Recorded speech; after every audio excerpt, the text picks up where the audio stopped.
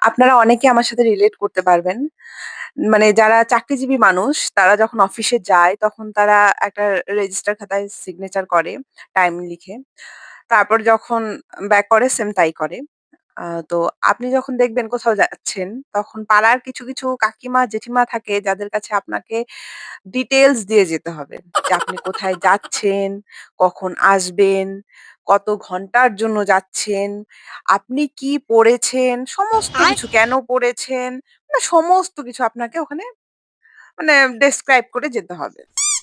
তারপরে মনে করুন যে আপনি বাপের বাড়ি যাচ্ছেন, ঠিক আছে? স্পেশালি তখনই এগুলো করে। যখন আপনি বাপের বাড়ি যাবেন, যখন ব্যাগ-ট্যাগ নিয়ে বেরোলেন, দেখলো, জিজ্ঞেস করলো, "কোথায় যাচ্ছ?" নরমালি বাপের বাড়ি যাচ্ছি" বা কিছু। তারপরে আপনি বেরোনোর কিছুক্ষণ পরেই দেখবেন আপনার শাশুড়ি কাছে এসে জিজ্ঞেস করবে, "বৌমা বাড়িতে নেই।" মানে এগুলো কি ধরনের মেন্টালিটি? হ্যাঁ, এত সময় পান কোথা থেকে আপনারা? বুঝে পাই না সত্যি।